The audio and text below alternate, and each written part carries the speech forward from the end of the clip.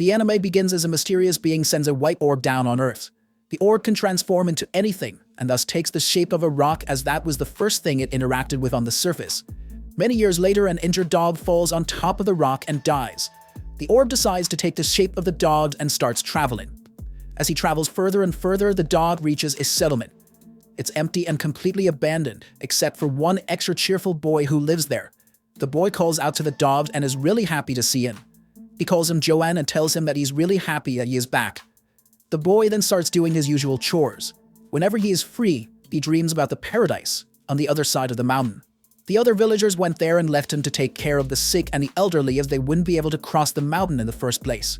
The boy then decides to pack his stuff and leave for paradise. The journey seems to be going well until the boy injures his leg and in those conditions isn't able to contain the bleeding. But the boy keeps going. He has a bit of hope every time he sees a landmark by one of the villagers. But the boy loses his last beacon of hope when he sees broken carts and tombstones along the way. Dejected and hopeless, he decides to come back. However, his injured leg keeps getting worse and worse without proper treatment. The boy finally dies. The dog then takes the shape of the boy and decides to live his life just like the boy had wanted to. The orb, now in the shape of the human from before, travels south to wander in the so-called paradise that the boy had mentioned. Since he doesn't know how to live or survive as a human being, he dies over and over again. Sometimes he dies to giant bears. Definitely, something a normal human would be able to avoid dying to. Sometimes he dies due to starvation or injury. But since it's an alien life form, it keeps regenerating itself over and over again. Meanwhile, a girl that goes by the name of March is about to be sacrificed by a nearby village to a god named Oniguma. Guess this March won't even last as long as February. However, the little girl has some friends, one of whom helps her escape as she's being carried up the mountain to the sacrificial altar. The friend's name is Perona, and despite her efforts in freeing her, March is still pursued by many villagers. However, they get scared and run off as March comes across the orb while it's regenerating. After a while, March starts feeding the boy some fruits. The boy devours them like a feral beast, which is somehow cute to the little girl. Children really do have weird tastes. As the two rest in a quiet place, March starts getting nightmares about his little sister and friend getting sacrificed in place of her. She gets scared and wakes up. She decides to go back to the main road so that she can be captured again by the villagers, but the boy follows her because he somehow feels at ease around her. March then jokes about being his mother. As Perona is captured for letting March flee, a giant bear attacks the villagers guarding her. Perona uses this chance to cut off her ropes with a knife she had been hiding and frees herself. But the bear really isn't picky about what he eats, so he starts attacking Perona too. In an attempt to escape from the bear, Perona falls down a cliff. March tries to teach the boy how to say thank you, but it really doesn't seem to work. Hayase leads a search party along with the other villagers who are carrying March up the mountain. They find the pair as they are dilly-dallying in the mountains. Hayase feeds March some drug jelly and carries her over to the sacrificial altar. And so, March is tied to the sacrificial altar. The giant bear soon reappears as this guy really isn't getting anything to eat today. Hayase and the others assume that the bear is Oniguma and back off so that the bear can feast on the little girl and their sacrifice is completed. But Perona comes to the rescue. Perona tries to fend off the bear but passes out after getting hit by an attack from the bear. Later on, the orb comes to save March and transforms into a horse.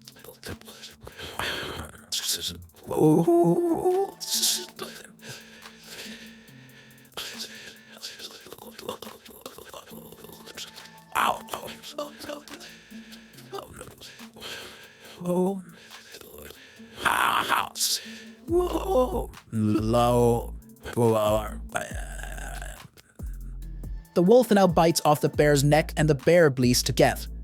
Hayase declares that if they all follow her to the nation of Yaname, that they all can be spared. They agree and the wolf finally utters the words "thank you" from its mouth. Wake you for the food. Perona, March, and the wolf, now named Fushi, accept Hayase's offer and continue their long and arduous journey towards the land of Yaname. At first, it all seemed to be going really well as Hayase appears to be kind and lets them have fun on the way. Everyone gets to eat different kinds of food and is able to fully take in the relaxing atmosphere of a trip. The atmosphere seems too relaxing for people who were just trying to kill each other earlier. However, the joy is short-lived as Hayase drugs everyone secretly and they all fall asleep. Fushi then wakes up in a prison, getting tortured over and over again by prisoners just to confirm if he is immortal or not. Fushi gets hurt so bad that he actually learns a new phrase. He learns how to say "it hurts." Fushi transforms into a wolf and runs away, but he is hit by a poisonous arrow and starts limping from the pain. Fushi somehow reaches the cell March is being held up at, and there she tends to his wounds. Perona figures out a plan to get out of this sticky situation. She tells March that if they bring Onihuma's dead body back to the village, he would be able to convince them that they don't need any more sacrifices for Oniguma. Following this plan, Fushi and March start digging their way to the outside but are caught in the act. Hayase then forces March to take care of the bear so that it can live again. But the injuries of the bear are just too great. Perona is also spotted by a guard as she falls down into a storage room. And thus, she has to rush her plan and escape now instead of later as was originally planned. Perona, Fushi, and March try to escape the prison as they are chased by the villagers from Yaname. During a chase, an arrow tries to hit Perona, but March comes in front of the attack and takes the arrow in place of Perona. March dies, and so we can finally move forward with the plot, and this makes Fushi angry. Fushi transforms into the giant bear from earlier and wipes out all the enemies. They all manage to escape, and Perona now has to give the news of March's death to her parents. Looks like death came marching down on her. Since Yaname soldiers still want to hunt down Fushi, Perona convinces the boy to abandon the village and go. She tells him to let his life away from all this drama, and Fushi reluctantly agrees. As Fushi is escaping, one of the villagers tries to shoot him down with an arrow, but Perona comes to the rescue as she shoots the hands of the shooter before they could take Fushi down. Fushi escapes into the forest and is then shown to take on the form of March. Fushi continues his journey through the forest. On his journey, he encounters Elder Piran once again. The last time both of them were together was when they were attempting to flee the prison. Prison buddies stick together. The Elder welcomes Fushi with open arms and teaches him how to speak when he shows some intent on learning about writing. After a while, Fushi learns to speak with the Elder more or less as he is now able to form full sentences. However, Fushi's sentences still come out a bit slower than normal. He wasn't the brightest orb, but he sure is smarter than a lot of humans. Fushi, now being able to speak, narrates his life story to the Elder.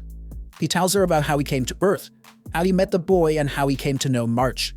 Later, Fushi and Piran arrive at Takunaha, a country that is at war with Yaname. They're here in search of Piran's lover. As they're peacefully camping out at night, they're attacked by a mysterious creature that takes all Fushi's memories away, converting him back to his orb form. Fushi's creator, the Beholder, appears, and with his guidance, Fushi is able to defeat the creature. He then tells Fushi that they aim to protect humanity and that there are creatures who are gonna try to stop him from completing this mission. At the end of the episode, they finally arrive at the house of Piran's lover. Our travelers meet a small boy named Gugu. Gugu wears a mask on his face and is quite a lively child. But like every other lively child, he has a dark past. Gugu used to live with his older brother, but his older brother abandoned him. Gugu then finds himself in a very tragic and very serious railroad accident that completely destroyed the structure of his face. Gugu is saved by Piran's lover, who goes by the name of Boozman. Gugu is now forced to wear a mask to hide the structure of his face. Gugu hops from shop to find work to live. It is at this time that Piran and Fushi reach the restaurant owned by Boozman, where they meet Gugu. Fushi and Gugu interact with each other several times, establishing a decent relationship.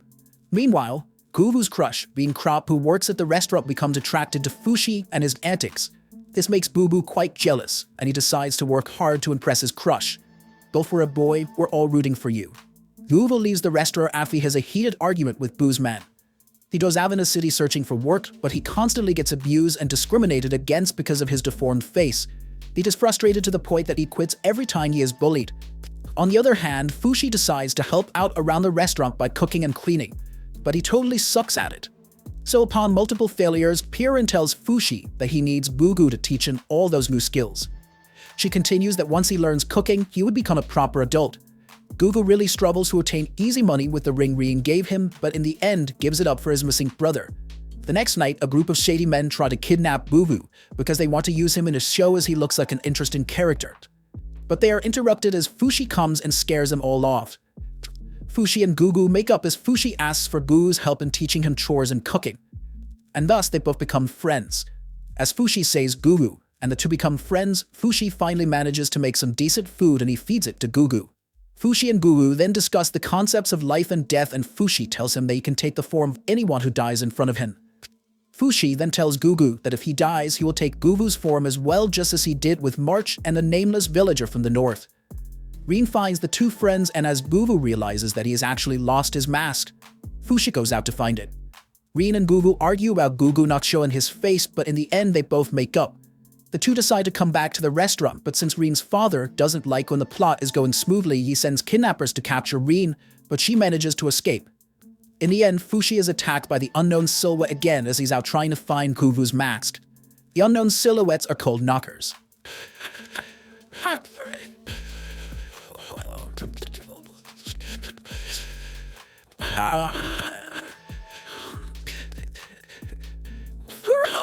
Fushi tries to fight the knockers off, but he is defeated by them.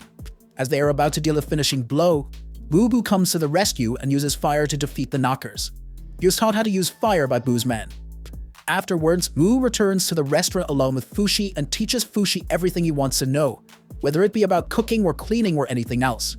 4 years pass and Fushi has now finally settled in with his new family. Fushi is glad that he is growing up like a normal human being. He is also happy that he has naturally grown facial hair. However, since nothing goes too well for too long in this show, a beholder shows up again and tells Fushi to obey him in the area and go somewhere else to train his powers to prepare for the knockers. But Fushi denies it and says that he needs Gugu. Rin's 16th birthday arrives, but she isn't really happy about it since she has been promised to a man for marriage who's 4 years older than her. Rin does not want to marry that man, and as she's trying to figure out how to get out of that sticky situation, a drunken Gugu comes and confesses his feelings for her. The next day, however, Gugu doesn't remember what he did, and just as he's coming out of the shock of what he has done, he is visited by his brother. Must have come to congratulate him on confessing. His brother apologizes to him for abandoning him, but Gugu doesn't accept it because yes, you don't get an apology after that long. His brother returns Rin's ring to him. Fushi tells Gugu to man up and confess his feelings, but this time to do it properly. However, Gugu doesn't want to go as he feels inferior to her in terms of wealth and status. Gugu shows Rin that ring and she tells him that she remembers how she gave it to him. The knockers then attack the two lovebirds and Fushi is informed by the beholder. As the knockers barge into the cute love story as villains, Fushi tries to be the hero and protect them by turning into his giant bear form. However, his strength is not enough as he is able to save the citizens from harm but is not able to completely defeat the knockers. Fushi is heavily wounded and returns to the form of the unnamed villager from the north. Gugu and Rin go to the area to investigate, but the building collapses and Gugu uses his extraordinary strength to protect Rin. Fushi then channels the last of his strength and protects the pair, but he realizes later that he only managed to save Rin and that Gugu is dead. Fushi then takes on the form of Gugu and defeats the knockers, which then escape to the west. As she recovers from the stress and trauma, Rin tries to find Gugu but is unable to do so as he's dead. Fushi then takes on Gugu's form and comes in front of her. But as she starts getting relieved about everything, Fushi tells her that Gugu will not return, making her realize that Gugu is in fact dead. Fushi embarks on a journey alone to avoid any more harm to the people that he cares about. As Rin reminisces about Gugu and her love for him, she tells her father that the man she loves is dead. Since Gugu's death wasn't enough of a loss for Fushi, he has apparently forgotten about March's existence. He discusses it all with the beholder that he captures the souls of everyone after they're dead and not their bodies. They'd also discuss that what Fushi is missing are March's memories and the time she had spent with him. Fushi decides to go and find those memories so that he can turn into her again and have her soul close to him. As Fushi is about to leave alone, Purin insists on coming with him. She tells him that Fushi doesn't know how to read a map or how to take care of himself, and that he needs someone experienced in traveling to go with him. Fushi agrees after a lot of back and forth, a decision I'm sure he will be regretting in the future. The duo decides to board a ship as Purin seems to think it's a normal ship, but they end up boarding a ship that is meant for prisoners. Separated from each other, they're both taken to an island that can't be more different from its name. The island is a prison island and its name is Genana, also known as Freedom Island. Fushi decides that he must do everything to save his dear friend Purin, as he has already lost enough. The island hosts a fighting competition for the prisoners and the winner gets to roam free. Fushi sees this as an opportunity and thinks that this way he can save Purin, but he doesn't realize that it's a murder competition. Fushi doesn't really do that well in the first round and gets run over by all the prisoners trying to kill each other. He doesn't like killing and wants to end the fight as soon as possible with as minimal fighting as possible. Everyone else kills each other, and in the end Fushi is left alone with one person who gets scared of his regeneration skills, and that results in an easy win for a boy. Fushi then searches for Purin, but he finds out that she is being held up in a special building for special prisoners. In the second round, he is reluctant about killing and gets angry and sad of the fact that he no longer has March or the giant bear since they were both taken by knockers. But Fushi somehow transforms into Perona and wins. He becomes the winner of the round, but he is really shocked because if he can become Perona, then she must be dead. Fushi meets a girl named Tonari who tells him that there are a lot of good people who have become criminals because of their circumstances, specifically referring to her father. Fushi once again tries his hand at saving Purin, but the beholder tells him to honor Perona's legacy and live on. In the next round, Fushi dominates the opponent, but the opponent is a stubborn little fellow and doesn't want to give up. Must have been a shaman fan. Since the people weren't accustomed to seeing a fight with so low bloodshed, they were disappointed by the lack of deaths and started attacking the two fighters. After the battle, which resulted in Fushi's victory, he clashes with Tonari over a conflict of morals as he doesn't approve of the idea of killing anyone. As everyone is busy doing what they usually do, the knockers attack once again. The villagers team up with Fushi temporarily, then they all work together to defeat the knockers. As they are defeated, Fushi finally regains March's spirit and is glad to finally have her friends back with him. He then reconciles and befriends Tonari, putting everything that happened behind them. Fushi becomes friends with Tonari and the other kids as they hang out with her as well. Tonari is still distant from Fushi as she hasn't opened up to him about the fact that she saw her father die a horrible death in the same arena where he fights in. Fushi is finally able to climb up the building to peer in, as Marchin tells her that you would definitely save her. In the final match, Fushi comes across an old foe. The one woman who had caused him so much pain and suffering back when she killed March and tried to hunt him down too. She also reveals that she was the one who killed Perona. All of this enrages Fushi and he rushes in to attack her. But Hayase is much more experienced and defeats him easily by injecting him with a drug. Fushi loses, and as the champion, Hayase becomes the leader of Genai Island. Thus, she has every right to do whatever she wants with Fushi now. The victorious and borderline mad Hayase starts spouting false tales about how she was the one who had found Fushi 4 years ago, and how she'd tamed the feral beast into what he is today. The villagers start respecting Hayase and hating Fushi. Clearly not the smartest butch around. Hayase continues with her lies that she was in fact the one who taught Fushi a human tongue that taught him what sense he has of autonomy and sentience. She then entrusts the island to Tonari as she takes Fushi into his secret bedroom for a rumpy pumpy. Tonari and her friends try to save Fushi, but they are all caught by the guards who now follow their new leader Hayase. Fushi, however, surprises Hayase by putting a knife to her throat and telling her that the boy she was assaulting just now was merely an empty husk. He tells her that he would surrender himself to her in return for the safety of Tonari and all of her friends. She agrees to those terms and prepares a ship for Tonari, her friends, and other Janata children to escape. But all never goes well as Hayase drugs them all along with Fushi and sends them off. Tonari comes back by a rowboat to save Fushi, who is being held at a well for Hayase to continue working away on him. As Tonari comes back to the island, she becomes successful in freeing Fushi up. The two attempt to sneak their way out of harm's way from Hayase, since she somehow drugs everyone if she's aware of them. Knockers come back and start attacking the villagers. Fushi becomes aware of them thanks to the beholder, but the knockers this time are equipped with a new ability. They have the ability to possess the dead, as Fushi alone is not the one who is evolving. Since Janan Island specializes in dead people, the knockers have a feast with the dead fighters from the arena. Possessed dead people start killing the others and lure Fushi out to them. Fushi tries to stop them in their tracks, but there are simply too many enemies to fight. Tonari, Fushi, and all their friends try to face the army of the dead, but most of them are overpowered and killed in the process. The army of the dead, now having all of Fushi's friends in the ranks, poses a big challenge for the boy as he now has to cut down all his friends along with many other people. Due to this, Fushi starts cowering in fear, but as usual, Hayase proves she's even worse than the knockers as she captures Tonari and says that Fushi needs to surrender to her or Tonari is gonna face the brunt of Hayase's wrath.